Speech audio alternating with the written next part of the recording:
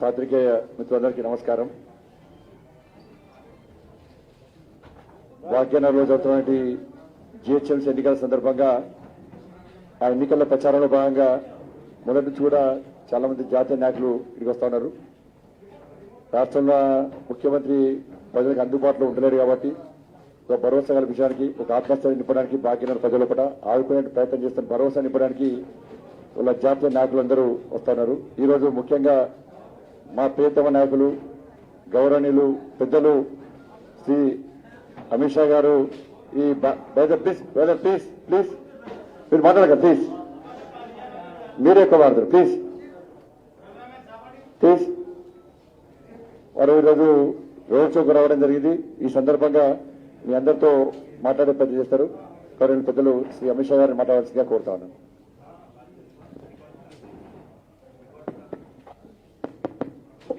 Hello आज की press वार्ता में आप सभी का भारतीय जनता पार्टी की ओर से मैं स्वागत करता हूं. सबसे पहले मैं हैदराबाद शहर की जनता का हृदय से धन्यवाद करना चाहता हूं, क्योंकि आज जिस प्रकार का स्वागत हैदराबाद के रोड पर मैंने देखा है, शायद ही मैंने तेलंगाना में, हैदराबाद में, अन्य हिस्सों में भी इस प्रकार का स्वागत देखा है. जिस गर्मजोशी के साथ हैदराबाद की जनता ने भारतीय जनता पार्टी के नेताओं का स्वागत किया है और अपना समर्थन इस चुनाव में मोदी जी के नेतृत्व पर, हमारे प्रदेश नेतृत्व पर और भारतीय जनता पार्टी के लिए जताया है. इसलिए मैं हैदराबाद की जनता का हृदय से धन्यवाद करना चाहता हूं. पूरे रोड पर जहां पर भी गए 1 इंच भी जगह खाली नहीं दिखाई पड़ती थी और मुझे भरोसा है रोड शो को देखकर कि इस बार भारतीय जनता पार्टी सीट बढ़ाने के लिए, संगठन बढ़ाने के लिए नहीं लड़ रही है. इस बार चुनाव के बाद हैदराबाद में मेयर भारतीय जनता पार्टी का होगा, ये हैदराबाद की जनता ने स्पष्ट कर दिया है. मित्रों, हैदराबाद के अंदर विश्व भर के आईटी हब बनने की सभी संभावनाएं पड़ी हुई है, मगर आईटी हब तब बनता है जब इसके अनुरूप इंफ्रास्ट्रक्चर यहां पर बने. और इंफ्रास्ट्रक्चर, शहर का इंफ्रास्ट्रक्चर, अर्बन इंफ्रास्ट्रक्चर बनाने का जिम्मा म्युनिसिपल कॉरपोरेशन का होता है. हालांकि केंद्र सरकार और राज्य सरकार की अनेक प्रकार की ग्रांटें मिलती हैं, मगर इसका इंप्लीमेंटेशन ये शहर के शासन के हाथ में, म्युनिसिपल कॉरपोरेशन के हाथ में होता है.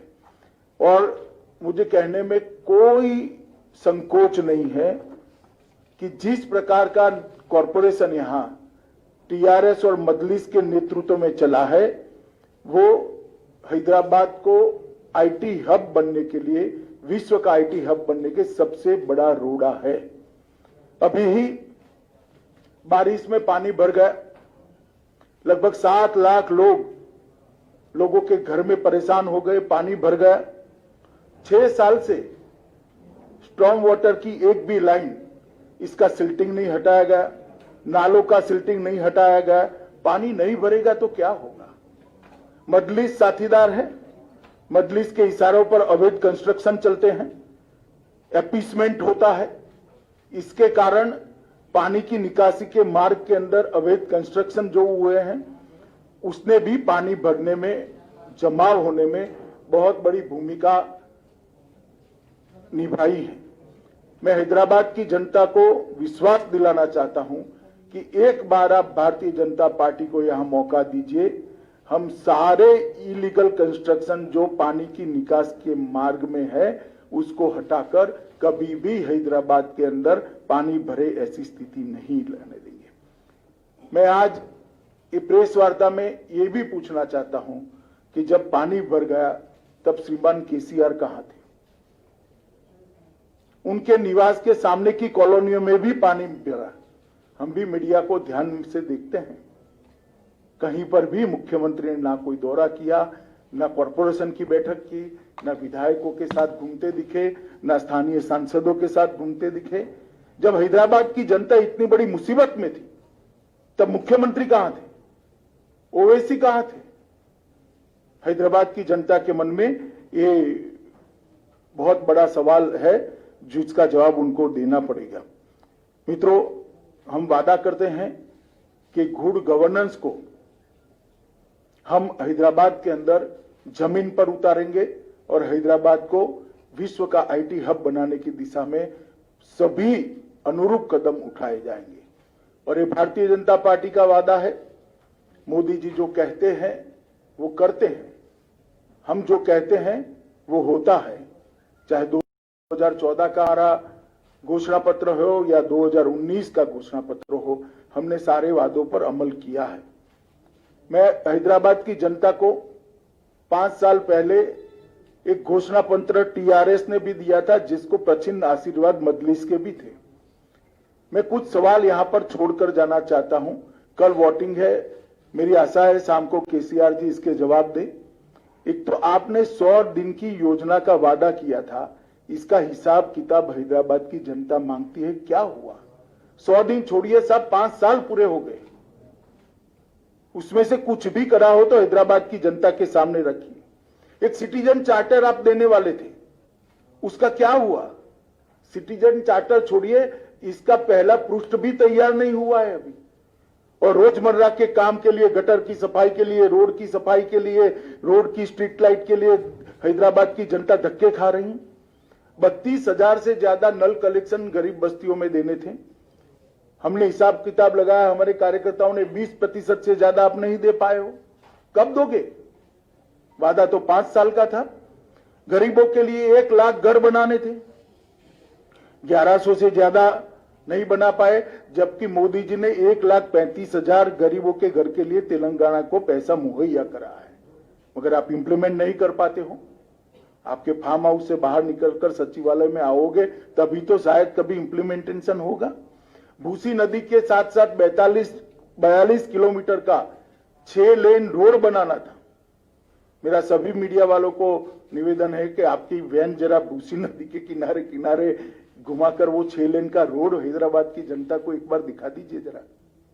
हैदराबाद की जनता श्रीमान आपसे पूछती है कि वादों का क्या हुआ। 15 डंप यार्ड बनाने थे, एक डंप यार्ड का बोर्ड भी तो दिखा दीजिए। कहां गए वो 15 डंप यार्ड? 4 प्रेक्षागृह रविंद्र भारती की तर्ज पर आप बनाने वाले थे, क्या हुआ? 10,000 करोड़ की एक योजना लेकर आए थे आप, कहां गया 10,000 करोड़? कब खर्च किया? म्युनिसिपल कॉर्पोरेशन के बजट का योग भी बना ले तो इतना नहीं होता है। एक हुसैन सागर को स्वच्छ तालाब बनाने का, एक स्वच्छ स्पॉट बनाने का, टूरिस्ट स्पॉट बनाने का वादा किया था। मैं अभी अभी हुसैन सागर के पास से आया हूं, आप हर रोज जाते हैं, मैं इसके बारे में कोई और टिप्पणी नहीं करना चाहता। गांधी और उस्मानिया हॉस्पिटल की तर्ज पर 4 नए अस्पताल बनाने थे, हमें तो दिखाई नहीं दिए। मोदी जी ने एम्स में मेडिकल कॉलेज दिया, मजदूरों की जो अस्पताल है इसमें भी मेडिकल कॉलेज दिया और अस्पतालों को कंप्लीट करने का काम मोदी जी ने किया। अरे साहब वो तो छोड़िए, आपने कुछ नहीं किया। मोदी जी ने एक आयुष्मान भारत योजना लाए हैं जिसमें हैदराबाद के अर्बन गरीब के लिए 5 लाख रुपए की पूरी हेल्थ का खर्चा भारत सरकार उठाने वाली है।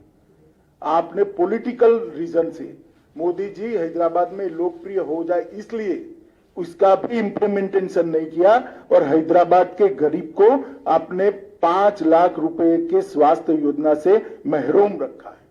आज हैदराबाद में कोई भी गरीब बीमार पड़ता है तो उसको 5 लाख रुपए की दवाई नहीं मिलती, ऑपरेशन नहीं करा पाता, अपने बूढ़े माँ बाप का, अपने छोटे बच्चे का इलाज नहीं करा पाता।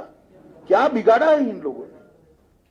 मोदी जी की पॉपुलैरिटी तो वैसे ही केसीआर साहब होने वाली है। भारतीय जनता पार्टी की सरकार ने हैदराबाद और तेलंगाना के लिए काफी कुछ किया है। हैदराबाद मेट्रो प्रकल्प 16,000 करोड़ की लागत से जिसको 30 किलोमीटर लंबा बनाया, इसका उद्घाटन प्रधानमंत्री जी ने ही किया।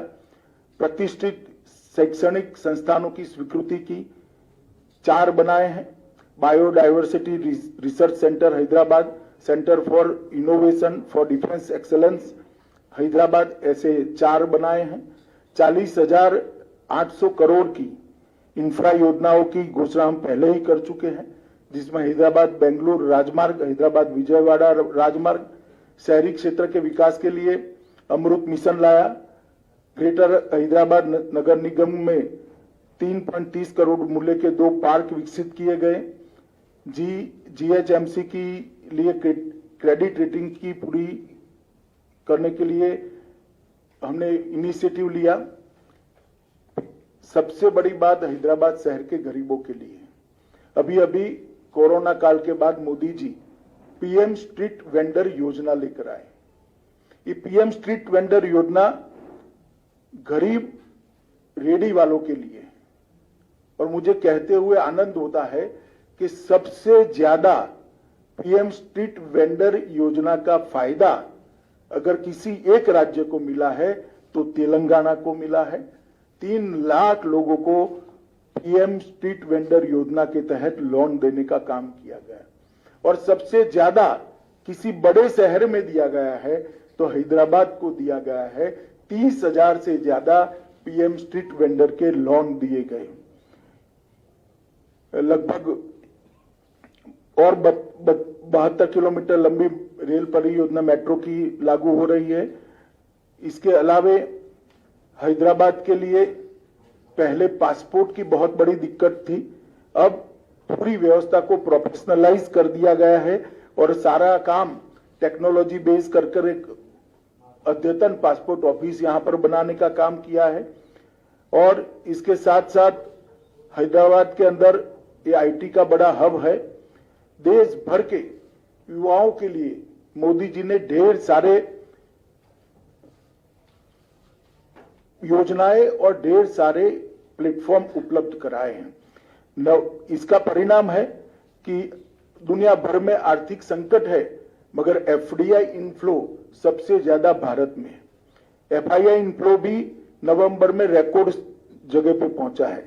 आईटी सेक्टर का इन्वेस्टमेंट जो हो रहा है, इसका सबसे बड़ा फायदा हैदराबाद को हो रहा है।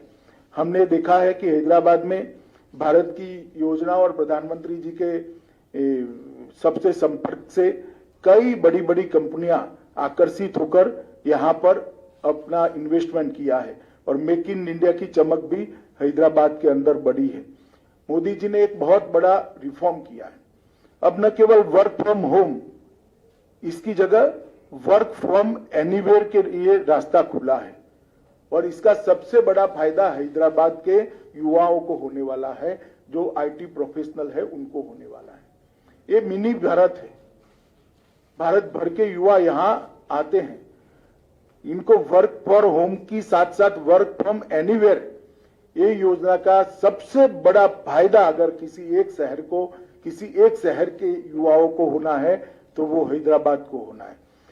स्टार्टअप के लिए भी बहुत ध्यान दिया गया है। ढेर सारी प्रायोरिटी में डिटेल में जाना नहीं चाहता, मगर स्टार्टअप को मोदी जी ने खुद एक थ्रस्ट देकर एक नए उद्यमियों के लिए एक बहुत बड़ा प्लेटफॉर्म तैयार किया है। इसका भी सबसे बड़ा फायदा हैदराबाद को होने वाला है। स्टार्टअप्स के लिए व्यापार में आसानी हो, इसके लिए एक नया बिजनेस फ्रेंडली इकोसिस्टम तैयार कर बहुत तेजी से इस पर आगे बढ़े हैं। ईज ऑफ डूइंग बिजनेस के अंदर भारत ने ग्लोबल रैंकिंग में बहुत बड़ी जंप लगाई है, और इसके साथ साथ इनोवेशन इंडेक्स में भी हमारी रैंकिंग बहुत बेहतर हुई है। मित्रों, ये सबके कारण हैदराबाद जो मिनी भारत है, मिनी इंडिया है, इसके युवा प्रोफेशनलस को बहुत, उनके लिए एक क्षितिज बहुत बड़ी खुली है और इसका फायदा हो रहा है। मित्रों, मैं अंत में इतना ही कहना चाहता हूं कि मेरे साथ हमारे प्रदेश का नेतृत्व बैठा है। मैं आपको हैदराबाद की जनता को भरोसा दिलाना चाहता हूं कि हम हैदराबाद को निजाम कल्चर से मुक्त होकर एक मिनी इंडिया बने, ऐसा शहर बनाने की दिशा में आगे बढ़ेंगे। निजाम कल्चर को त्याग कर एक आधुनिक शहर बने, इस प्रकार का हम हैदराबाद को बनाएंगे। यहाँ किसी का अपीसमेंट नहीं होगा, किसी के साथ अन्याय भी नहीं होगा। इस प्रकार की नई कार्य संस्कृति का विकास हम यहाँ पर करेंगे। हम डायनेस्टी से डेमोक्रेसी की ओर जाना चाहते हैं। चाहे ओवैसी साहब की पार्टी हो, चाहे टीआरएस की पार्टी हो, हमें तो बहुत सवाल करती हैं, मगर मैं पूछना चाहता हूं कि इतने बड़े तेलंगाना में आपके परिवार के अलावे आपको कोई नहीं मिलता है जी? आपके बाद आपका परिवार ही क्यों आता रहता है और किसी में टैलेंट ही नहीं है? हम डायनेस्टी से डेमोक्रेसी की ओर देश के लोकतंत्र को ले जाना चाहते हैं, हैदराबाद और तेलंगाना को ले जाना, भ्रष्टाचार से पारदर्शिता की ओर ले जाना चाहते हैं। भ्रष्टाचार सारी सीमाएं लांघ गया है। अपने अपने रहन सहन को देख लीजिए तो आपको मालूम पड़ेगा कि किस प्रकार का भ्रष्टाचार तेलंगाना की जनता ने सहन किया है। तुष्टीकरण से हम सम विकास की ओर जाना चाहते हैं। किसी का अपीसमेंट नहीं करेंगे, सबको बरोबर मौके मिलेंगे। और हैदराबाद की जनता का बहुत बड़ा हिस्सा जो अपमानित महसूस करता है अपने आप को, उनको हम भरोसा दिलाना चाहता है, किसी की भी हिम्मत नहीं होगी आपको दोयम दर्जे के नागरिक बताने की। इस प्रकार का सम विकास का हम वातावरण करेंगे। बाढ़ से डूबे शहर को बाढ़ मुक्त शहर बनाना चाहते हैं। और मैं एक सवाल फिर से श्रीमान चंद्रशेखर राव जी से पूछना चाहता हूं, ये मजलिस के साथ आप जो समझौता करते हो, इसमें हमें कोई आपत्ति नहीं है, कोई आपत्ति नहीं। कर सकता है, लोकतंत्र में कोई भी व्यक्ति किसी के साथ भी जाता है, मगर गुप्त समझौता क्यों करते हो? इतनी हिम्मत क्यों नहीं है कि मजलिस के साथ खुलेआम सीट शेयरिंग कर लड़े? एक कमरे के अंदर इलू इलू कर आप सीटें बांटते हो। सार्वजनिक रूप से हैदराबाद की जनता के सामने अभी भी प्रचार में 1 घंटा बाकी कह दीजिए कि हां, हमारा मजलिस के साथ समझौता है। क्यों हिम्मत नहीं है आपकी? इसका जवाब केसीआर और मजलिस दोनों ने होना चाहिए। और मित्रों, मैं मानता हूं कि आज सरदार पटेल के कारण ही ये हमारा तेलंगाना, यहां से लेकर मराठावाड़ा तक और हैदराबाद भारत के साथ जुड़ा हुआ है। जिन्होंने उस वक्त पाकिस्तान में जाने की मुहिम चलाई थी, वो सभी संस्कृति से, ये निजाम संस्कृति से हम मुक्त कर एक विकसित शहर हैदराबाद को देना चाहते हैं। इसलिए मेरी हैदराबाद की जनता से करबद्ध निवेदन है कि एक मौका भारतीय जनता पार्टी को दीजिए। हम हैदराबाद को विश्व का आईटी हब बनने के लिए पूरे इंफ्रास्ट्रक्चर की तैयारी करेंगे और मोदी जी का आशीर्वाद है ही है, तो हैदराबाद अपने आप आईटी हब बनेगा, इसको मुझे भरोसा है। मेरी बात समाप्त हुई। आप एक एक कर सवाल पूछ सकते हैं। यहां से कोई जो नाम बोलेंगे उसको करेंगे। जल्दबाजी मत करिए, सब सवालों के मैं जवाब दूंगा।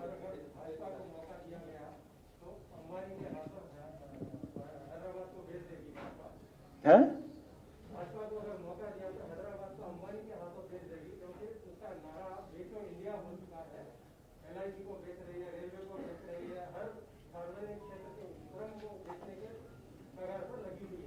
चलिए साहब, ये सबको इसका जवाब मालूम है। भारतीय जनता पार्टी कोई एक म्युनिसिपल कॉरपोरेशन में सत्ता में आने वाली पार्टी नहीं है। हमारा इस देश के 17 से ज्यादा राज्यों में शासन है, केंद्र में कई बार हम शासन में रहे हैं। हमें देश की जनता जानती है और बार बार वोट भी देती है। जो ये आरोप लगाते हैं, उन्होंने आत्मचिंतन करना चाहिए कि उन्होंने क्या करा है। सर, ओवैसी ने कहा है कि अगर यहाँ पर इलीगल रोहिंग्या पाकिस्तानी या बांग्लादेशी रहते हैं तो होम मिनिस्टर अमित शाह क्या कर रहे हैं, कार्रवाई क्यों नहीं करते? भाई, मैं जब कार्रवाई करता हूं तब तो हाय तौबा करते हैं पार्लियामेंट में। देखा नहीं है आपने कितनी बड़ी आवाज में रोते हैं? और एक बार लिख कर मुझे दे दे, बांग्लादेशी और रोहिंग्या को निकालना है, बाद में मैं करता हूं। जरा लिख कर देने के लिए बोल दीजिए उनको।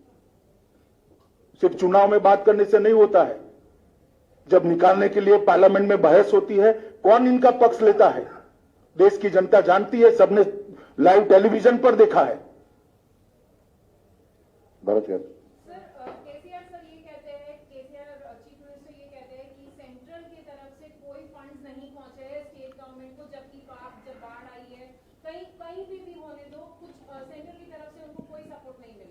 बहुत समय से केसीआर सचिवालय नहीं गए हैं, इसलिए इनको आंकड़े मालूम नहीं है। मैं बता देता हूं, 224.50 करोड़ फर्स्ट इंस्टॉलमेंट एसडीआरएफ का हमने दे दिया था और 3 नवंबर को 224.50 करोड़ टोटल सिर्फ हैदराबाद के लिए 500 करोड़ रुपया अप्रोक्सीमेटली हमने दिया है। जरा वो कल जांच कर ले और रेगुलरली सचिवालय में जाए तो ऐसी गड़बड़ नहीं होगी।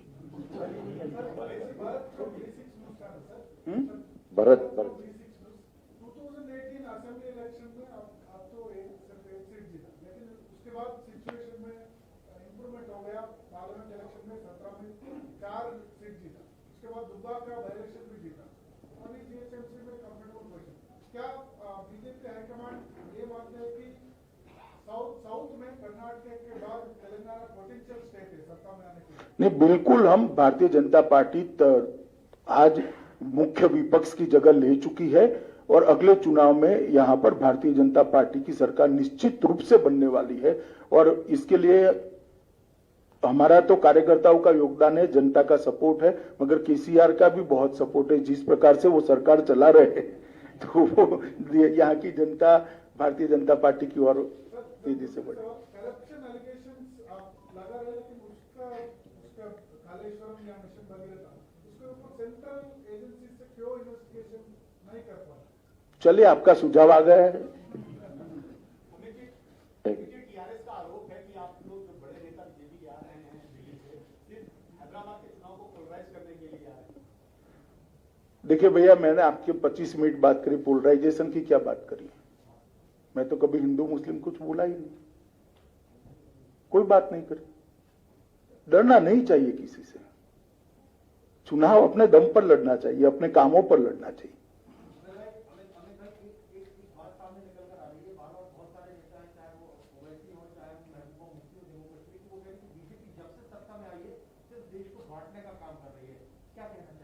देश तो भैया 1947 में बटा था, उसके बाद बटा ही नहीं है। और किसने बांटा था आपको मालूम है? और बटता था तब तेलंगाना को कौन पाकिस्तान के साथ जोड़ने की बात करता था, वो भी आपको मालूम है। इसका जवाब पहले ओवैसी दे। अभी जी आपने चुनाव प्रचार आज जो रोड शो की शुरुआत की है वो भाग्य लक्ष्मी मंदिर आप गए हैं, भाग्य नगर नाम बदलने की मांग बीजेपी की ओर से उठाई जा रही है। आपका भाग्य लक्ष्मी मंदिर जाना, वहां से पूजन करके शुरुआत करना, क्या ये उसी बात को रिफ्लेक्ट करता है? देखिए, मैं भाग्यलक्ष्मी मंदिर के अंदर मेरी व्यक्तिगत श्रद्धा के मां के चरणों में रखने के लिए गया हूं, इसके कोई गलत अर्थ न निकाले जाए। मैंने जो कहना था वो कह दिया ना भैया। मैं भाग्यलक्ष्मी मंदिर में मां के दर्शन करने के लिए गया था, इसके और कोई निहितार्थ निकालने की जरूरत नहीं। पिछले सालों में कभी हैदराबाद ने ये नहीं देखा कि इतने बड़े नेता बीजेपी के म्युनिसिपल कॉर्पोरेशन इलेक्शन के लिए आए हैं, तो क्या ये कहना सही होगा एमआईएम के नेता बिहार जा रहे हैं, 5 इलेक्शन वहां पर जीत चुके हैं, तो इसलिए इसी साल असदुद्दीन ओवैसी के गढ़ एमआईएम के गढ़ सारे नेता आ रहे हैं बीजेपी? देखिए, जहां तक भारतीय जनता पार्टी का सवाल है, कोई चुनाव को हम छोटा नहीं मानते हैं। कई चुनावों के अंदर हमारे राष्ट्रीय नेतृत्व ने म्युनिसिपल कॉर्पोरेशन के चुनाव में हिस्सा लिया है और हमारे लिए जनता जहां मैंडेट देती है वहां हमारी आइडियोलॉजी का, हमारे डेवलपमेंट के एजेंडा का और मोदी जी के विजन का प्रचार करना ये हमारा अधिकार है और हम हैदराबाद के चुनाव को छोटा नहीं मानते। जो लोग गली का चुनाव मानते हैं वो कम से कम गली साफ करना भूल गए हैं, इसलिए उनको थोड़ी प्रॉब्लम है। गली साफ कर दी होती तो इनको इतनी बड़ी प्रॉब्लम न होती। चलो, बहस नहीं कर सकते भैया।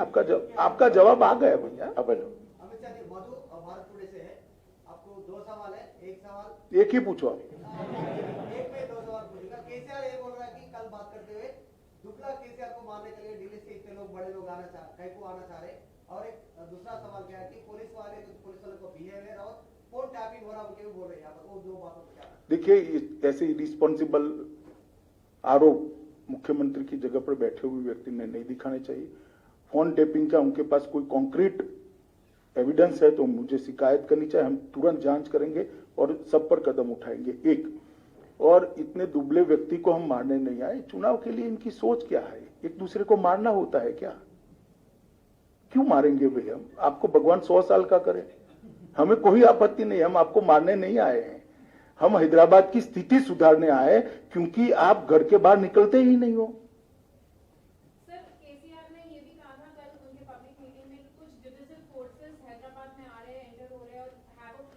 ओवैसी जी के लिए क्या है?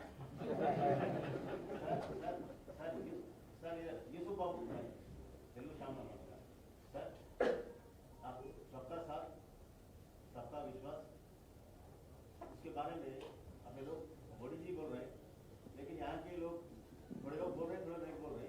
ये मुस्लिम हिंदू इसमें लेके आ रहे हैं।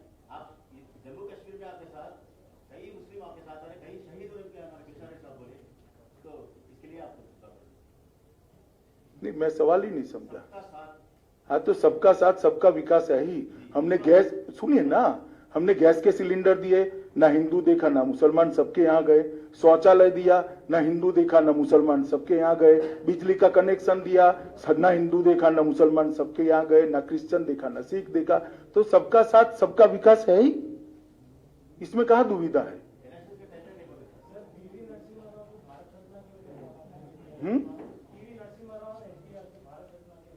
चले, ऐसे मामले यहाँ नहीं चर्चा होती हुई है। क्या आप हैदराबाद की जनता को यह आश्वासन दे सकते हैं कि अगर बीजेपी जीएचएमसी में आती है तो मोदी जी के तमाम स्कीम जो है वो इम्प्लीमेंट होंगे हैदराबाद के अंदर? 100% स्कीमें इंप्लीमेंट होगी और जो करप्शन बंद हो जाएगा, इससे म्युनिसिपल कॉर्पोरेशन का बजट भी काफी बढ़ जाएगा काम करने के लिए। अरे यार, बाकी लोग छोड़ो छोड़ो, बाकी लोगों को ऐसे नहीं होता, ऐसा नहीं होता।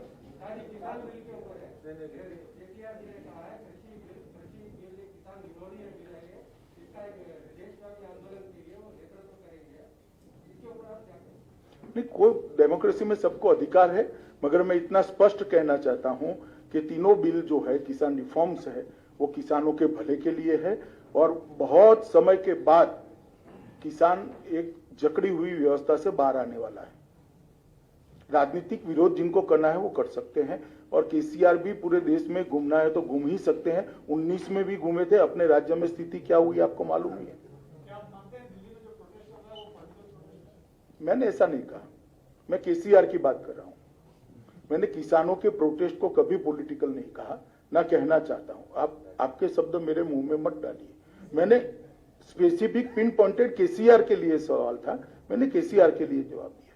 फनियर एक मिनट, फनियर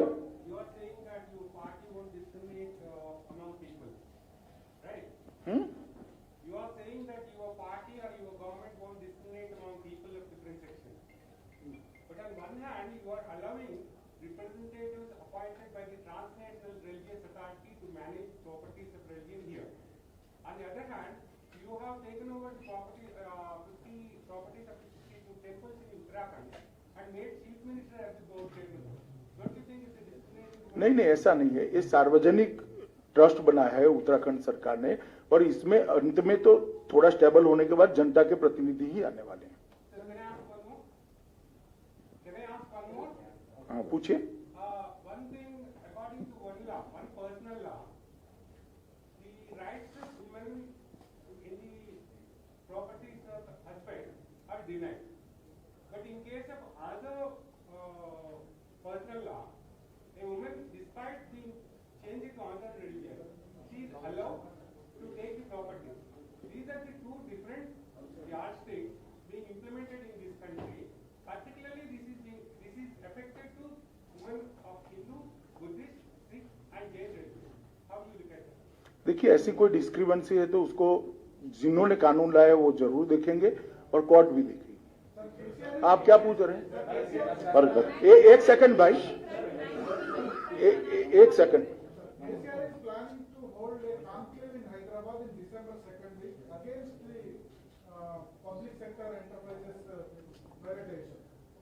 देखिए, केसीआर हमेशा ऐसे काम ऐसा करने का बहुत प्रयास किया। 19 में भी आपको याद होगा एक विमान किराए पर रखा था और लगभग 16 राज्य में गए थे, सीटें आधी हो गई। यहाँ ऐसी कॉन्फ्रेंस ममता जी ने भी करी थी, वहां पर याद होगा कलकत्ता में, सीटें उनकी भी आधी हो गई। अब आधी बची है, इसका क्या होगा वो देखो आगे। चलिए, सबका धन्यवाद, बहुत बहुत धन्यवाद।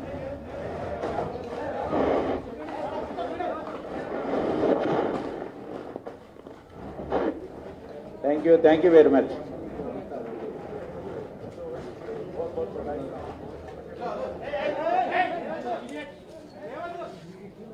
that